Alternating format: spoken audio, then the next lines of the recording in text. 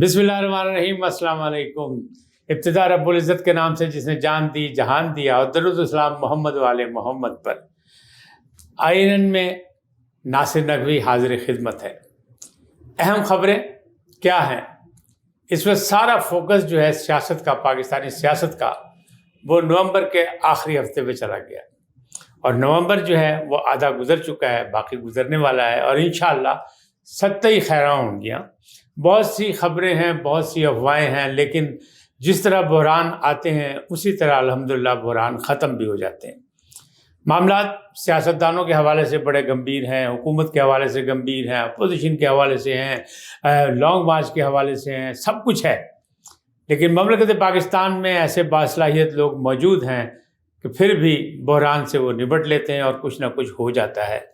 सिपह सालार की तकर्री अभी तक मसला बनी है, किसकी गले की हड्डी है, क्यों नहीं हो रहा, क्या नहीं हो रहा। लेकिन मैं और आप यकीनन इस बात पर मुत्तफिक होंगे कि मेरिट पे ही होना चाहिए फ़ैसला, और सीनियरिटी के हवाले से ही उसका फ़ैसला हो तो अच्छा होता है। कौमी अदारों में जो भी सरबराह बने उसका मेरिट पे फ़ैसला हो। तफसीलात क्या हैं, क्या हो रहा है, क्या होने जा रहा है, इस हवाले से बातचीत करेंगे। लेकिन पहले आपसे गुजारिश कि आईएनएन को सब्सक्राइब करें, लाइक करें, घंटी का बटन दबाना ना भूलें, बल्कि अपनी कीमती राय का इजहार अपनी शख्सियत के मुताबिक कीजिए। नाज़रीन, नवंबर का आखिरी हफ्ता, शायद आपको याद हो कि वीलाग में जब बहुत सी बातें की जा रही थी कि 10 से 15 के दरमियान सिपह सालार की तकरीर हो जाएगी, नाम सामने आ जाएंगे, तो मैंने अर्ज़ की थी कि मेरी जमा तफरीक में ये तारीख जो है 25 तक जाएगी। अब गुज़िश्ता रोज़ एक इंटरव्यू में वज़ीर दिफा आसिफ ख्वाजा ने कहा है कि 25 या 26 को ये ऐलान हो जाएगा सिपह सालार का। अच्छा, एक अदारे का है, इतना मसला क्यों बनाया गया? सियासतदान अगर एक बात पे मुत्तफिक नहीं हो सकते तो फिर ये ममलकत चलाने के दावेदार किस तरह? इमरान खान की बात नहीं कर रहा, तमाम सियासतदानों की बात कर रहा हूँ कि तमाम सियासतदान जो है इस कौमी मसले पर अगर मुत्तफिक नहीं और इसको बात का बतंगड़ बना के आगे चला रहे हैं, और ऐसा लग रहा है जैसे दुनिया में और कोई दुनिया का बहरान नहीं, मुआशी बहरान भूल गए, सियासी बहरान जो खुद पैदा किया हुआ इन सियासतदानों ने उसे भी भूल गए। सिर्फ एक ही नुक्ता नज़र है कि सिपह सालार कौन बनेगा। कहा जा रहा था कि 5 नाम आए, उसमें से 3 शॉर्ट कर लिए गए। अब फिर ये इतला आ रही है, अफवाह हो रही है कि जी 4 नाम अभी भी मौजूद हैं जो मेरिट पे, उनमें से 2 का फैसला होगा, एक सिपह सालार होगा, एक जॉइंट चीफ ऑफ स्टाफ होगा। अच्छा, अदारे का मसला है, कौमी मसला है, लेकिन इसमें मुदाखलत जब हम सियासतदान करते हैं, फिर दूसरी तरफ हम मुतालबा करते हैं कि ये अदारे जो हैं वो सियासत में मुदाखलत ना करें। हालांकि लग ऐसे ही रहा कि इस वक्त भी जो मामलात बढ़े हैं और जिस तरह लॉन्ग मार्च हो रहा है, उसमें इमरान खान साहब अब भी अंपायर की उंगली की जानिब देख रहे हैं, या उनकी कुछ ख्वाहिशात हैं कि सिलेक्टर्स कोई अपना किरदार अदा करें, क्योंकि वो माजी में कह चुके हैं कि बहरान का खात्मे के लिए ताकतवर तबका जो है वो अपना किरदार अदा करे। अब उन्होंने अपने जो भारी भरकम जो उनका मौक़िफ़ था साइफर का, और दूसरे मामला जो थे अमेरिका से साजिश का था, नालायकी का था, लोगों की बातों का था, उससे तो वो बिल्कुल मुनहरिफ हो गए, यानी मुंह मोड़ चुके हैं, दूसरी जानिब आ गए कि नहीं हम सबसे दोस्ती चाहते हैं। ऐसा मसला नहीं है, बल्कि ये भी वो कह चुके हैं कि सिपह सालार कोई भी हो, हमें सब एक जैसे लगते हैं, सब हमें प्यारे हैं क्योंकि फ़ौज हमारी है। लेकिन इसके बावजूद वो कहते हैं कि नहीं मेरिट पे होना चाहिए। मेरिट आप भी कहते हैं, मेरिट मैं भी कहता हूँ, और मेरिट पे सबको ख्याल करना चाहिए। लेकिन ये जो सूरत हाल है इसमें, जिसमें एक इमरान खान पर हमला भी हुआ, और इमरान खान पर हमला भी हुआ, फिर उस हमले के बाद जो खौफ व हरास फैला हुआ है, जो मायूसी फैली हुई है, इसको कौन ख़त्म करेगा? इस खौफ का ख़ात्मा हुकूमत की ज़िम्मेदारी है। लेकिन सिपह सालार की तकर्री भी हुकूमत की ज़िम्मेदारी है कि वज़ीर आज़म का सवाबदीदी इख्तियार है। ताहम याद रखना चाहिए कि हुकूमत मखलूत हुकूमत है, इत्तेहादी हुकूमत है, मुख्तलिफ पार्टियों की हुकूमत है, लिहाजा सबकी राय को साथ लेके चलना पड़ेगा, जिसमें आसिफ अली जरदारी और मौलाना फजलुर रहमान भी बड़ी अहमियत के हामिल हैं। अब लोग क़यास राइयाँ कर रहे हैं, मैं इसको क़यास राइयाँ ही कहूँगा, कि कहते हैं कि नहीं जी नवाज शरीफ और शहबाज शरीफ का कैंडिडेट कोई और है, जनाब आसिफ बाजवा साहब का जो है, अपना कमर जावेद बाजवा साहब का जो है वो भी कैंडिडेट कोई और है, आसिफ अली जरदारी साहब का जो कैंडिडेट है वो कोई और है। तो अगर यही सचमुच ऐसी सूरत हाल है, जैसे कि इमरान खान साहब का भी कैंडिडेट कोई और है, तो अगर इनमें से कोई एक बनेगा ایک سے آگے تو بات نہیں جائے گی، دوسرا زیادہ جوائنٹ چیف آف اسٹاف بن جائے گا، تو پھر کیا لڑائی شروع ہو جائے گی؟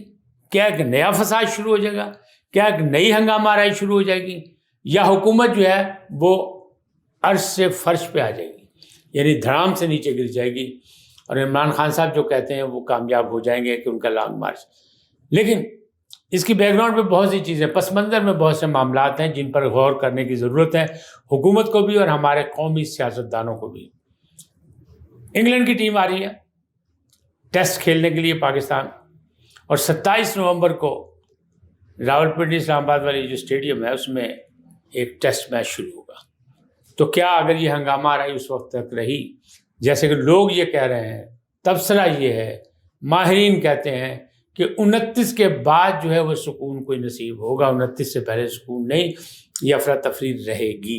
لانگ مارچ کے لیے جو پی ٹی آئی کے ذمہ داران ہیں یا سرپرست ہیں یا جو بھی ہیں، جو بھی کہیں منتخب نمائندے ہیں، ان لوگوں نے راولپنڈی اور اسلام آباد میں گرد و نواح میں مختلف شادی ہالز، ریسٹ ہاؤسز اور دوسرے مقامات جو ہوٹلز ہیں ان کی بکنگ شروع کر دی ہے۔ اب یہ جو خطیر رقم خرچ ہو رہی ہے یہ کہاں سے آ رہی ہے؟ اس کا بھی تو فیصلہ کرنا پڑے گا، سوچنا پڑے گا یہ کہاں سے آئے پیسے، کون کر رہا ہے، کون اس وقت، کیونکہ اب جہانگیر ترین نہیں ہے، عبدالعلیم خان نہیں ہے، تو اب کون ہے یہ بھی سوچنا پڑے گا، کیونکہ یہ بابر اعوان کے بس کی بات نہیں، نہ فواد چودھری کے بس کی بات ہے، نہ ہی اکیلے پرویز خٹک صاحب کچھ کر سکتے ہیں، نہ ہی اسد عمر اکیلے کچھ کر سکتے ہیں تنہا۔ شاہ محمود قریشی بھی، ان کے پاس بھی، ان کی پیری مریدی بہت اچھی ہے، بہت ان کے پاس پیسہ ہے، سب کچھ ہے، لیکن اس کام کے لیے وہ بھی اکیلے خرچ نہیں کر سکتے۔ تو پول کون کر رہا ہے، سرپرستی کون کر رہا ہے، یہ بھی ایک سوالیہ نشان ہے۔ انریسٹ کی جو بات ہے وہ حکومت کا کام ہے کہ اس انریسٹ کو ختم کرے، خوف کی فضا کو ختم کرے۔ پھر آگے جو سپہ سالار کی جو تقرری ہے وہ فیصلہ میرٹ پہ ہونا چاہیے، اور انہیں ہونے دینا چاہیے کہ جس انداز میں ہو رہا ہے جو ملک و ملت کے لیے وہ ہونا چاہیے، اس میں مداخلت نہیں کرنی چاہیے، ورنہ پھر آپ آئندہ سیاست میں مداخلت پر بھی اعتراض نہیں کر سکتے۔ یہ سوچنا چاہیے کہ ہم تضاد بیان نہیں کر رہے، ایک طرف خود مداخلت کر رہے ہیں، دوسری طرف ہم کہتے ہیں مداخلت نہیں ہونی چاہیے، تو پھر کیا ہوگا؟ اب آخری ہفتہ جو نومبر کا ہے وہ بڑا اہم ہے، اسی میں یہ فیصلہ ہونا ہے، اور کہنے والے یہ کہہ رہے ہیں، بلکہ اسلام آباد کی فضا سے یہ آوازیں آ رہی ہیں کہ 29 نومبر کے بعد بہت کچھ ہونے والا ہے، اس سے پہلے تو سلیکشن ہو جائے گی، لیکن اس کے پاس جو رویے چینج ہوں گے لوگوں کے، حکومت کے یا کوئی مختلف اداروں کے، وہ قابل برداشت سیاستدانوں کے لیے شاید نہ ہوں، لہذا یہ معاملات جو ہیں وہ اب اس کے دوسری جانب اگر دیکھیں تو لاہور میں ایک نو گو ایریا بن گیا ہے۔ نو گو ایریا کی باتیں جو تھیں وہ صرف سندھ کے حوالے سے ہوتی تھیں، کراچی کے حوالے سے ہوتی تھیں، لیکن اب لاہور بھی ترقی کر گیا، وہاں بھی ہے۔ یہ نو گو ایریا کون سا ہے؟ یہ زمان پارک لاہور ہے، جہاں عمران خان صاحب جو سخت سیکورٹی کے حصار میں موجود ہیں، ان کی چونکہ جان کو خطرہ ہے، وہ خود بھی کہہ رہے ہیں بار بار، تو لہٰذا ان کے لیے بہت سخت انتظامات کیے گئے ہیں۔ اگر دیکھا جائے تو وہاں جو اس وقت کھڑکی ہیں نا اس زمان پارک کی رہائش کی، اس کو بھی بلٹ پروف شیشے لگائے جا رہے ہیں۔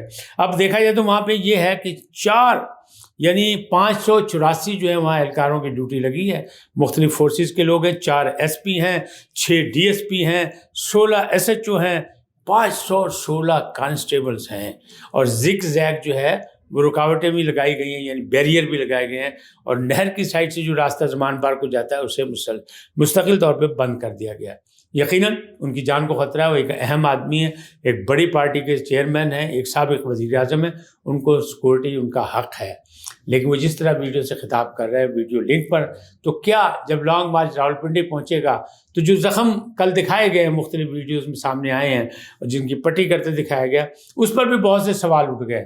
کیوں؟ کہ وہ زخم ہرے نظر آ رہے ہیں، یعنی تازہ نظر آ رہے ہیں، کہ ابھی وہ بھرے نہیں ہیں۔ تو اتنے دن ہو گئے، کیوں نہیں بھرے، کیا وجہ ہے؟ حالانکہ عمران خان تو اللہ نہ کرے کوئی ذیابطیس کے مریض بھی نہیں ہے کہ ان کے زخم میں دیر ہوگی۔ پھر دوسرا سوال یہ ہے کہ پوری ٹانگ پہ ان کے پلستر ہے، جگہ جگہ سے کاٹ کے ان کے زخم کو کیا جا رہا ہے، تو یہ کیا ایسی ٹانگ کو پلستر کیا جاتا ہے کہ نہیں کیا جاتا ہے؟